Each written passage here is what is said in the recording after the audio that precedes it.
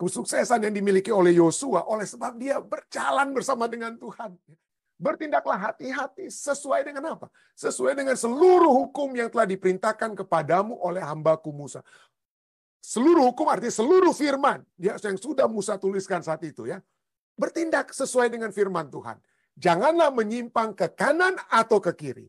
Supaya engkau beruntung kemanapun engkau pergi. Jadi kita harus berada di pihak Tuhan. Bagaimana taunya kita berada di pihak Tuhan? Berada di pihak firman Tuhan yang berfirman kepada kita. Bagaimana supaya kita tahu? Baca firman Tuhan, buka firman Tuhan.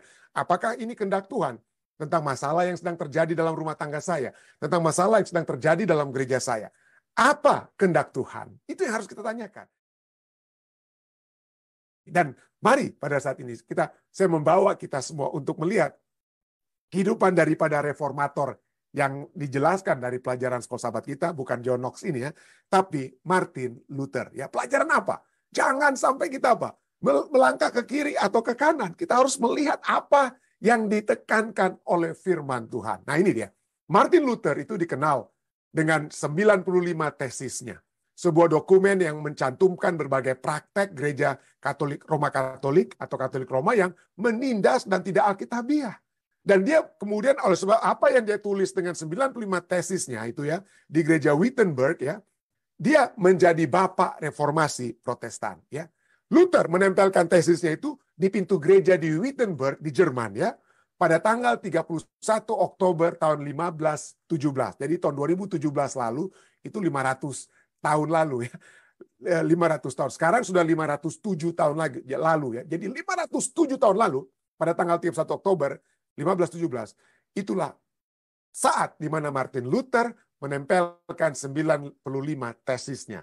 Yang sekarang hari itu 31 Oktober dikenal sebagai Reformation Day, hari reformasi. Kenapa? Ya, kenapa dia apa ya? Dia mengecam apa? Penindasan yang dilakukan oleh gereja saat itu ya. Karena apa yang dilakukan sebagai gereja untuk mendapatkan uang daripada orang-orang ya. Nah ini kita dapat lihat ya, bahwa Luther itu percaya kepada wewenang Alkitab, bukan kepada wewenang gereja. Dan bahwa keselamatan itu hanya karena kasih karunia dan bukan karena perbuatan baik. Kenapa? Karena pada saat itu gereja menetapkan, kalau kamu mau selamat, apalagi kalau kamu orang berdosa, harus kamu membeli apa yang disebut dengan surat pengampunan dosa, indulgence, ya, indulgensia, ya. Jadi itulah ya, surat pengampunan dosa itu salah satu yang menekan sekali orang-orang yang miskin. Aduh, saya berdosa sekali, saya harus bayar nih dosa saya. Itu pada saat itu dilakukan oleh gereja untuk supaya dapat memperoleh uang untuk membangun Saint Peter Basilica di Vatikan ya. Pada saat itu kalau Anda membaca sejarah itu akan Anda pelajari hal tersebut. Jadi bukan itu saja. Pada saat dia berkunjung ke Roma, Luther merasa terganggu dengan pemborosan dan korupsi yang dilakukan oleh para paus dan para imam ya, oleh paus dan para imam.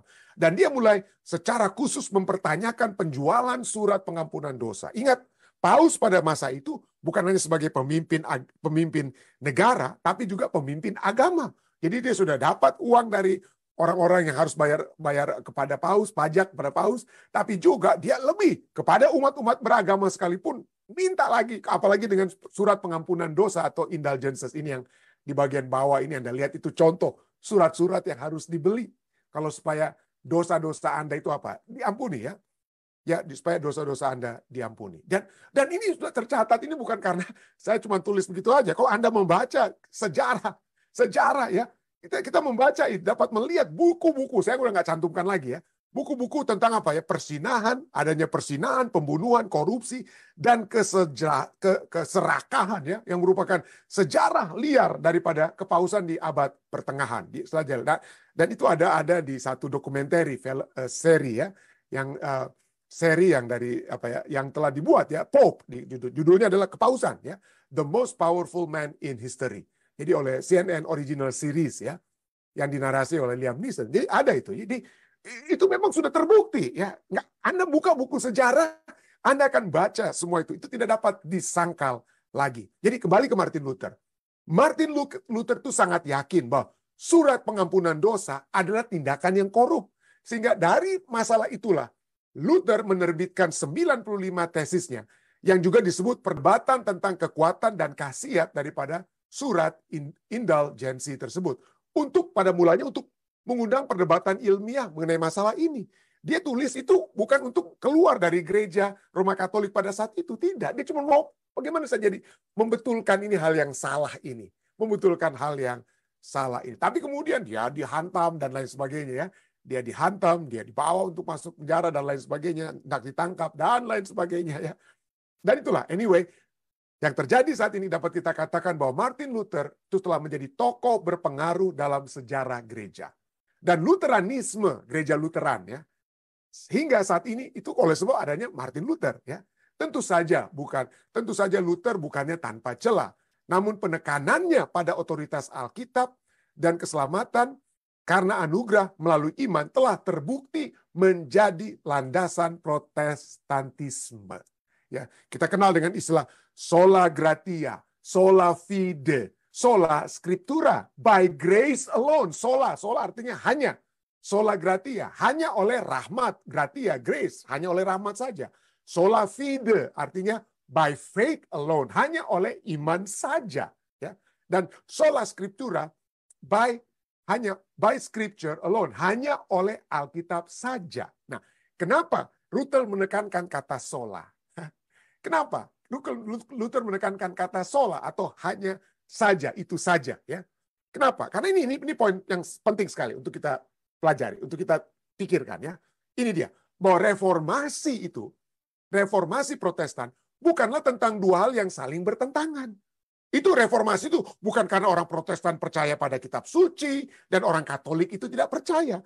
Reformasi itu bukan karena orang Protestan percaya dengan iman, lalu orang Katolik tidak percaya dengan iman. Tidak. Reformasi itu bukan karena orang Katolik percaya dengan Alkitab, lalu orang Katolik tidak percaya Alkitab. Tidak. Itu bukan karena orang Protestan percaya kepada kardus-kardus dan yang lainnya itu tidak. Itu bukan karena pertentangan. Apa yang menjadi dasar daripada poin-poin ini? Dasarnya adalah bahwa umat Katolik, Roma Katolik itu percaya pada kasih karunia. Mereka percaya pada iman. Mereka percaya kepada kitab suci, saudara. Jangan kita katakan, wah umat Katolik ya, saat ini tidak percaya kitab suci, tidak percaya iman, tidak percaya kasih karunia. Tidak. Mereka bahkan sangat menekankan hal-hal itu. Tetapi tidak pernah hanya itu saja. Oke? Jadi masalahnya hanya kata solanya itu saja. Kenapa? Masalahnya bukan karena mereka tidak percaya iman, tidak percaya Alkitab, tidak percaya kasih karunia, tetapi masalahnya dengan kata sola itu sendiri. Jadi itulah masalahnya. Masalahnya kata sola itu saja. Sola atau alone bahasa Inggrisnya. Artinya ya, bagi Roma Katolik itu adalah Alkitab plus tradisi plus konsili, Alkitab plus konsili plus pernyataan Paus. Jadi tidak pernah Alkitab saja. Alkitab itu ada juga ditambahkan plusnya itu apa? Konsili gereja, konsili pernyataan Paus dan lain sebagainya. Jadi Alkitab dan ini, oke. Sedang bagi Martin Luther Alkitab saja. Lalu apa lagi? Kasih karunia atau iman. Kasih karunia plus perbuatan. Jadi kita menerima kasih karunia Tuhan, lalu selain menerima kasih karunia Tuhan, kita juga dapat berbuat baik supaya selamat. Nah, Protestan beda. Protestan kita beda ya. Kita hanya kasih karunia saja, perbuatan itu adalah hasil dari kasih karunia Tuhan yang dapat kita lakukan bukan supaya selamat, tetapi untuk sebagai orang-orang yang telah diselamatkan, kita melakukan perbuatan baik. Ya, kita melakukan perbuatan baik. Jadi itulah Martin Luther, salah satu statement, saya tidak tulis lagi di sini ya. Salah satu statement mengatakan, kita perlu perbuatan baik. Tapi perbuatan baik kita menurut Martin Luther ya, perbuatan baik kita bukan untuk Allah, untuk tetangga kita, untuk sesama kita. Ya. Kita melakukan perbuatan baik bukan untuk Tuhan. Tuhan nggak perlu kita berbuat baik pada dia, menurut Martin Luther ya. Dia sudah baik, dia sudah maha baik. Dia tidak perlu kebaikan untuk melengkapi sesuatu yang tidak dia miliki. Makanya dia perlu dibantu dengan sesajen kita dan lain sebagainya. Bukan, Tuhan kita bukan begitu ya. Kita berbuat baik itu kepada tetangga, kepada Tuhan dan lain sebagainya. Tapi itulah ya. Bagi agama Roma Katolik kita berbuat baik kepada Tuhan supaya kita diselamatkan oleh Tuhan. Jadi itu salah satu perbedaannya. Jadi hebat sekali, berani sekali dia. Berani sekali Martin Luther ini. Dalam buku yang ditulis oleh Stephen Lawson dalam The Heroic Boldness, keberanian ya. Kekuatan daripada Martin Luther. Ini yang dituliskan dalam buku ini. Dari buku yang ditulis oleh Stephen Lawson. Dikatakan bahwa Luther adalah seseorang yang memiliki intelektualitas yang tinggi. Dia terjemahkan Alkitab ke dalam bahasa apa? Dia terjemahkan Alkitab dari bahasa, bukan dari bahasa Latin, tapi dari bahasa Greka dan juga Yunani ke dalam bahasa Jerman. Dan lain sebagainya. Dia tulis banyak buku dan lain sebagainya. Luther seorang memiliki intelektualitas yang tinggi. Kepribadian yang magnetis dan keberanian. Berani dia. Keberanian yang luar biasa untuk menghadapi semua tantangan pada masanya. Dia muncul di kancah dunia sebagai seseorang yang dibuat untuk berperang. Memang dia orangnya memang berani gitu ya. Seperti orang-orang Jerman. Wah, hantam lurus semua gitu. Orang yang dibuat untuk berperang. Ketika konflik berkobar paling panas, Luther berdiri paling kuat. Luther berdiri paling. Pada saat dia ditawan, dia dibawa kepada menghadap para orang-orang yang menuduh dia sebagai bidat dan lain sebagainya, diminta dia, kamu harus recant, kamu harus menarik kembali apa yang kamu sudah katakan, kamu harus menarik kembali kamu punya teologi dan lain sebagainya. Dan ini kata yang paling sering kita dengar dari Martin Luther ya, kutipan yang sering kali kita dengar pada saat kita mempelajari tentang Martin Luther. Dia katakan, I cannot and will not recant anything. For to go against conscience is neither right nor safe. Dia katakan, saya tidak dapat dan tidak akan menarik kembali apapun yang saya sudah katakan. Karena untuk menarik semua itu akan melawan hati nurani, dan itu bukanlah hal yang benar, dan itu tidak aman. Ya. Here I stand, dia katakan. Here I stand. I can do no other. Di sini aku berdiri. Aku tidak bisa melakukan yang lain. So help me God. Jadi tolonglah aku Tuhan. Amin. Wah, berani. Nekat sekali dia. Ya. Keberanian Luther untuk berdiri nih dalam kebenaran. Memiliki satu conscience, ya, hati nurani yang mengarah kepada Tuhan. Ya, bukan mengarah kepada, siapa yang mau bayar saya lebih nih. Siapa yang lebih banyak mayoritasnya untuk saya ikuti nih. Ya, seringkali kita begitu dalam kehidupan berjemaat. Kita melihat siapa nih orang yang paling yang paling banyak uangnya jemaat ini. Ya mungkin dia akan membantu saya karena mungkin gaji pendeta saya kecil, saya harus dekat-dekat dengan dia lah apa yang dia mau buat. Atau mayoritas. Wah, ini mayoritas ini udah banyak nih. Ngomong kiri kanan kepada kita. Pendetanya jadi kecil kadang-kadang bisa begitu karena suara-suara mayoritas yang menggebu-gebu. Tapi kita harus berdiri di mana? Dalam kebenaran. Apa yang firman Tuhan katakan ya? Apa yang ajaran-ajaran firman Tuhan? Kalau mayoritas katakan, pecat mereka pendeta, pecat aja mereka itu. Apa kita sudah melaksanakan apa yang firman Tuhan katakan? Apakah kita sudah kunjungi mereka, bicara empat mata, atau kalau mereka tidak bisa bertobat, panggil lagi orang lain? Apakah kita sudah melakukan prosedur-prosedur Alkitab sebelum kita main pecat-memecat dan lain sebagainya ya? Jadi harus dilihat. Biarpun orang yang paling kaya sekalipun, kita jangan harus hanya ikuti lalu tidak melaksanakan apa yang dikatakan oleh prinsip-prinsip Alkitab yang harus kita lakukan. Jadi harus hati-hati dalam hal ini. Jadi keberanian untuk berdiri bersama dengan kebenaran firman Tuhan, berdiri bersama dengan Tuhan, itu adalah satu keberanian yang dimiliki oleh Martin Luther. Dan ini telah dipelajari oleh umat-umat manusia yang memiliki prinsip, ya, yang memiliki prinsip. Satu statement yang cukup menarik, ya, misalnya ditulis oleh Abraham Lincoln lah. Abraham Lincoln pada saat itu setelah mereka memenangi ada perang saudara ya di Amerika Serikat ini antara yang dari utara melawan yang selatan. Lalu kemudian yang utara itu ya yang dari utara itu menang, yang orang-orang di negara bagian selatan itu kalah. Lalu ada seorang penasehat daripada Presiden Abraham Lincoln yang datang pada Lincoln. Wah, puji Tuhan, Presiden, puji Tuhan. Allah itu ada di pihak kita. Allah itu ada di pihak kita. Makanya kita menang, ya. Dia katakan kepada Abraham Lincoln. Lalu ini ya.